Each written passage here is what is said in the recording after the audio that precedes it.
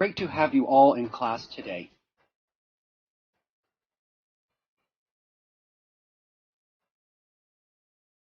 Thanks to the internet, young workers have access to more job opportunities than ever before.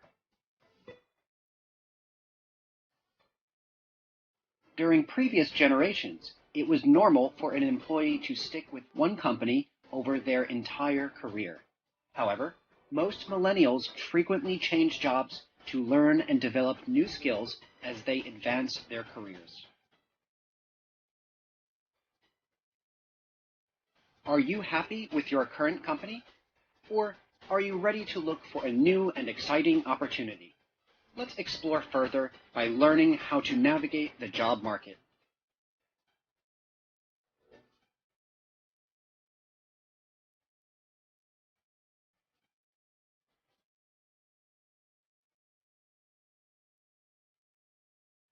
We are going to talk about 3 things in today's lesson. First, the right time to quit your job. Second, making a plan to change to a new one. And third, preparing for an interview.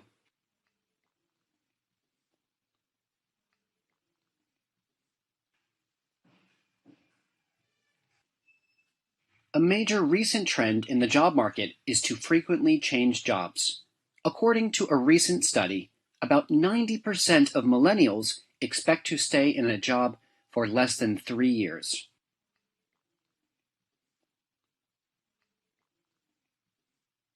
This means that by the time they retire, they will have worked at 15 to 20 different jobs.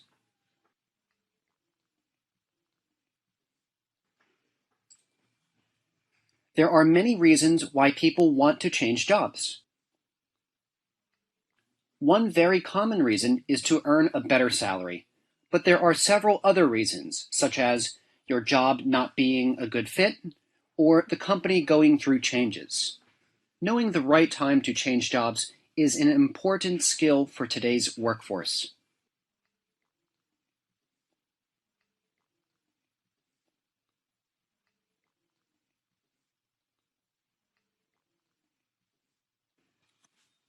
If you're really good at your job and never face any challenges, this might be a sign that it is time for a change. You're likely to feel bored doing repetitive tasks that you know inside and out.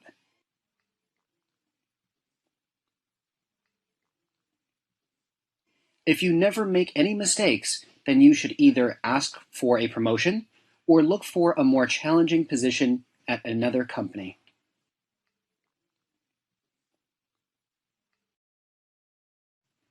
Conversely, you might be in the wrong job if you feel overwhelmed at work. If you are finding that the job requirements are too much for your level of experience, then you should look for a job with less responsibilities. However, if you are making improvements, continue to learn on the job to enhance your skill set.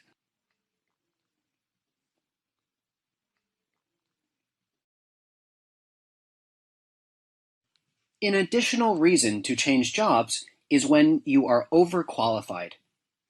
Being overqualified means that you have a much higher level of education and more years of experience than is needed for your current job. For example, if a taxi driver has a master's degree in engineering, they are overqualified. Usually, when someone is overqualified, they earn a lower salary than they deserve. They should try to find a new job which requires their level of education and experience.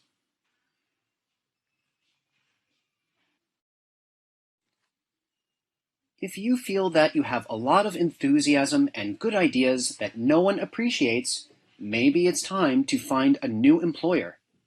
You might just find that another company is looking for someone dynamic and passionate just like you.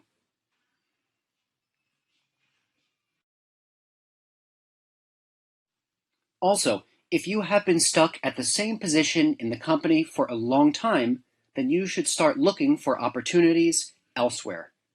Changing companies is a good way to advance to a better position, which would most likely allow you to earn a better salary.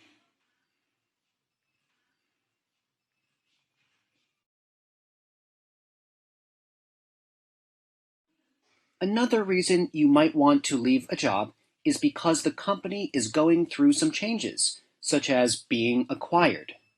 To acquire means to become the owner of something.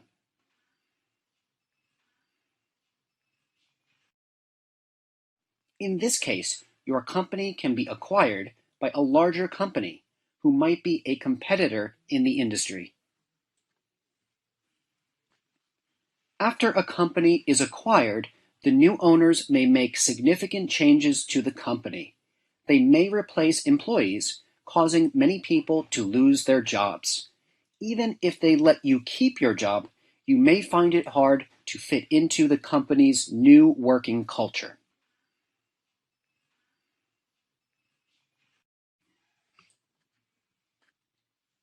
In our course content, Sam is faced with the same situation. He is also beginning to worry about the company's future. He thinks there is a high probability that the company will be acquired. If that happens, he may lose his job.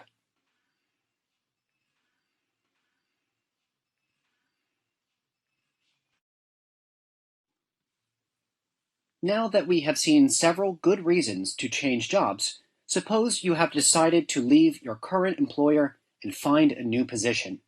What is the next step?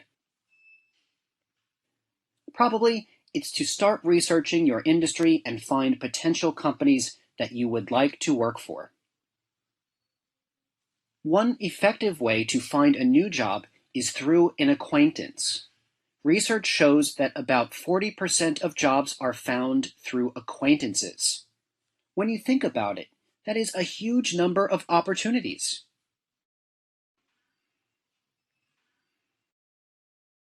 Let's look at the advantages of this method. Your acquaintance will recommend a job if it seems like a good match for you. They will speak honestly about the working conditions. Also, the company is more likely to trust you if you have been recommended by your acquaintance.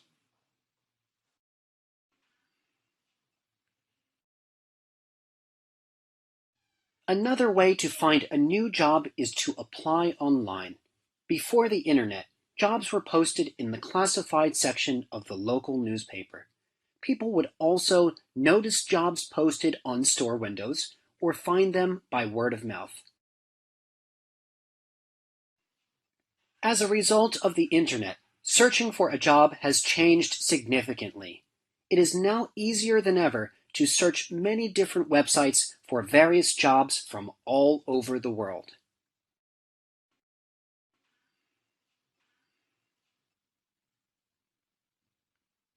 The increased amount and variety of job opportunities is a huge benefit for job hunters, as they are more likely to find a job that is the right fit. Besides the advantages for the job hunter, companies also reap the benefits of the internet.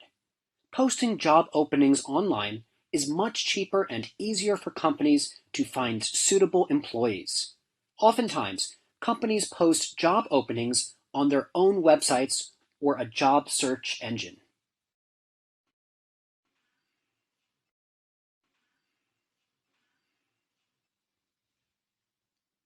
Now that we've seen the benefits of looking for job opportunities online, here are some online job hunting do's and don'ts. Try to add keywords that relate to the job you are applying for.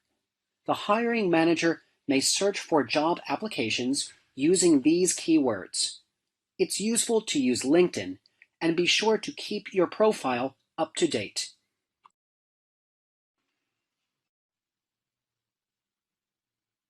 Avoid using any informal language or emojis. Keep all communication professional. Make sure not to leave any part of the application incomplete, since it may lower your chances of being selected for an interview. Take a look at your social media profiles and ensure there are no unprofessional photos or comments posted. Employers often look at social media to find out more about candidates.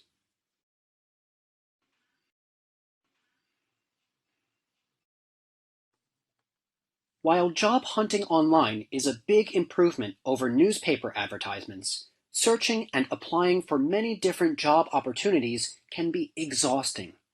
One might spend several hours applying for jobs that they are not suitable for. Have you ever wished you had a personal assistant to do some of this repetitive work for you?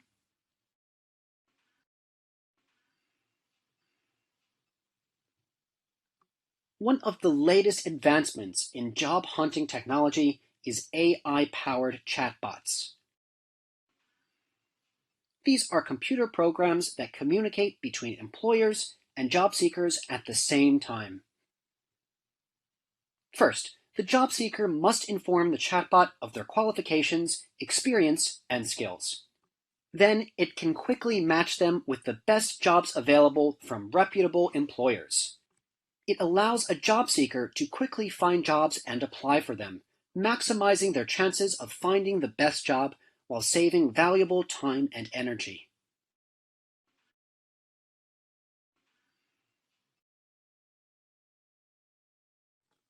When considering potential job opportunities, it is important to figure out which job will help you achieve your long-term goals.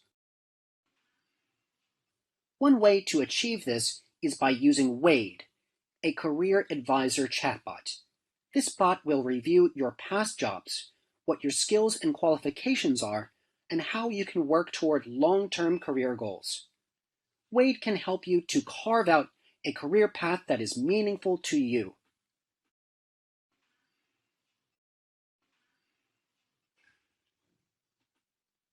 Another advantage of job-seeking chatbots is that they can be set to find better job opportunities for the job seeker while they are already employed.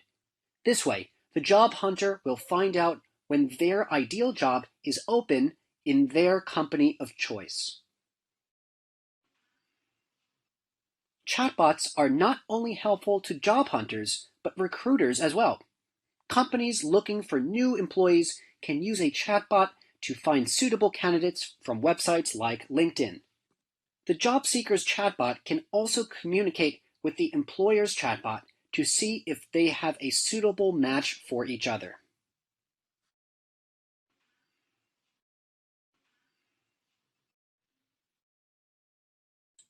When you've found a company that interests you, do some research on them before applying for a job. You should investigate its history, products, and mission statement. Examine all of the pages of the company's website, especially the pages called News and About Us. Our course talks about Sam's research during his job hunt. He needs to know as much as he can about the company, including its history.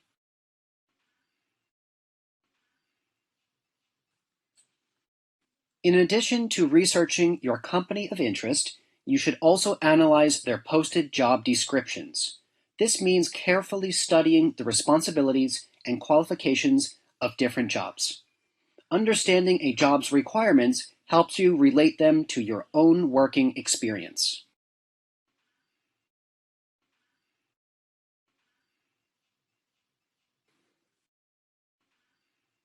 In order to customize your resume to the job description, emphasize the most relevant parts of your education and experience which match the job description. This will give you the best chance of being contacted for an interview. In our course, Sam prepares his resume before applying for a job. He also checked out several companies on the internet and updated his resume.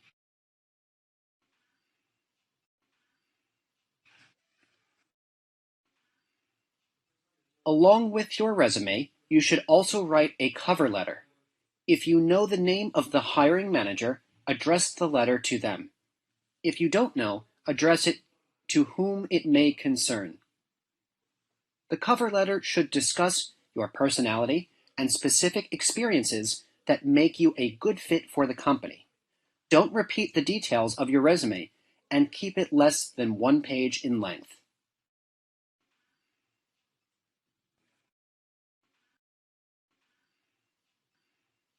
Before you send off the cover letter and resume to your employer, proofread it. Check for spelling and grammar mistakes and take the time to make it perfect. Get another person to read it for another perspective. If the hiring manager notices spelling and grammar mistakes, they will get the impression that you are careless and don't pay attention to detail. Use a readable font and formal language to make it look professional.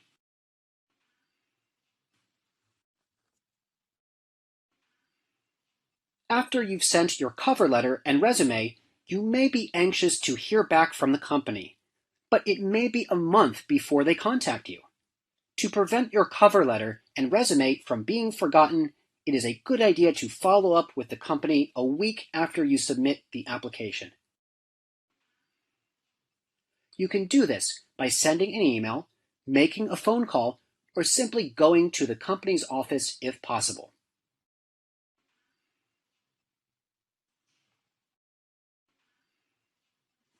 Now, suppose you've been contacted by the Human Resources Department of the company you applied for, and they want to schedule an interview.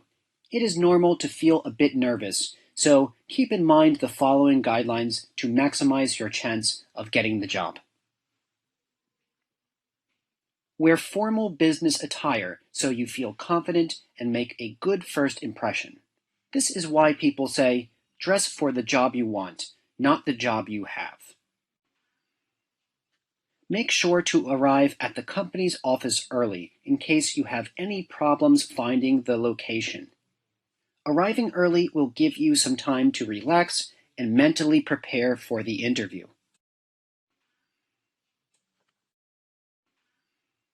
Mental preparation before an interview is important. The method you should use depends on your personality. Some people might want to summon their courage, while others might try to cool down and relax.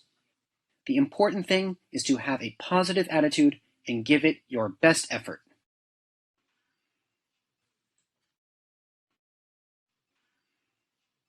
A powerful secret weapon for succeeding in a job interview is using body language. Body language is crucial for two reasons. First, it greatly affects the interviewer's impression of you. Second, it affects the way you think and feel about yourself.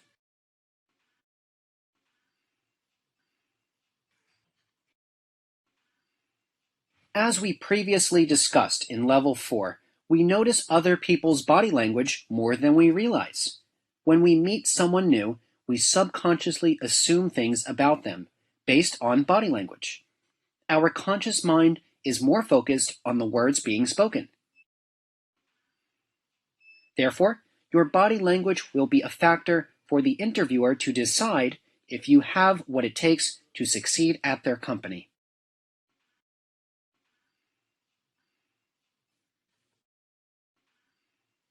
Now that you see the importance of strong body language, here are some final do's and don'ts to keep in mind. Give the interviewer a firm handshake at the beginning and end of the interview. Make eye contact and give a friendly smile. Follow up by contacting the interviewer about a week later to ask politely about the result of the interview.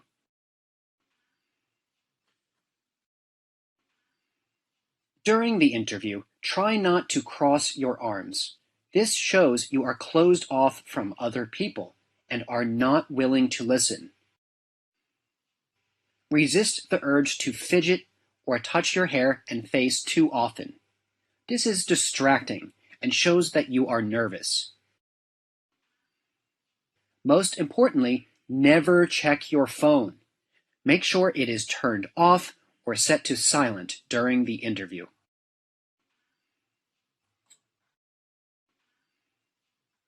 While body language is important for the impression we give others, it also makes a big difference about how we think about ourselves.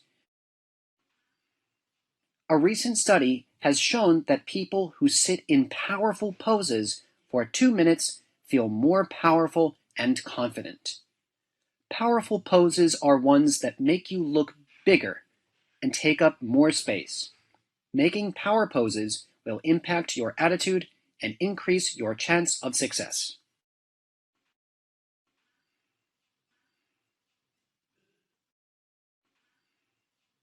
To be clear, you shouldn't make power poses during the interview. You should do them alone before the interview to feel strong and confident. It is a good idea to arrive early and practice your body language while waiting. Make sure you sit with good posture and look relaxed yet attentive. Try to keep this in mind throughout your interview and stay positive and cheerful regardless of what happens.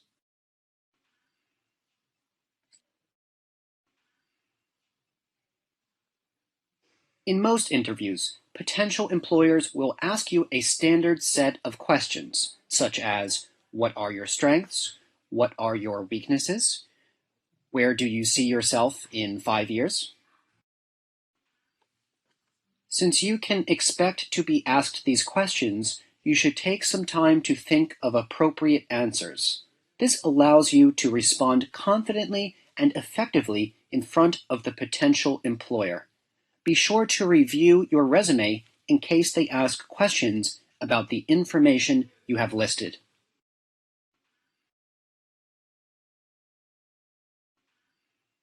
In our course, Sam took some time to think about what he will be asked during the interview. It has been years since he was last interviewed, so he needs to be prepared to answer some questions about himself. For example, he needs to be able to explain what's on his resume, including his strengths and skills.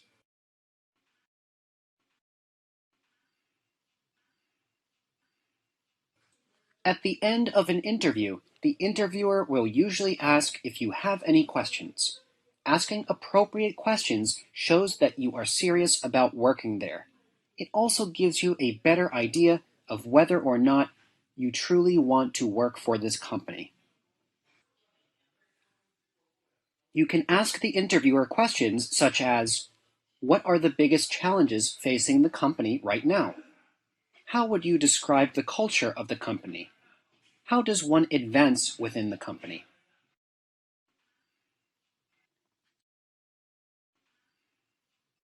If you don't get the job, think of the experience as good practice for next time. Try to think about what you could improve on or say differently that might be more convincing. Sometimes you may realize the job was not what you were really looking for. If you did get the job, congratulations! This is the beginning of a new chapter in your life. However, you will need to learn how to act and behave properly at your new job. For now, we can save that for another lesson. Good work! That's all for today's lesson. Let's have a quick review. There are 3 parts in today's lesson. In part 1, we discussed the right time to quit a job. Next, we talked about how to make a plan to change to a new job.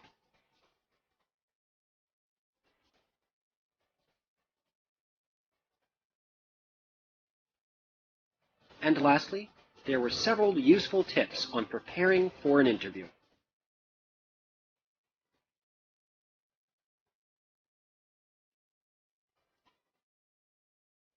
I wish you all a successful career. Thank you, and see you next class.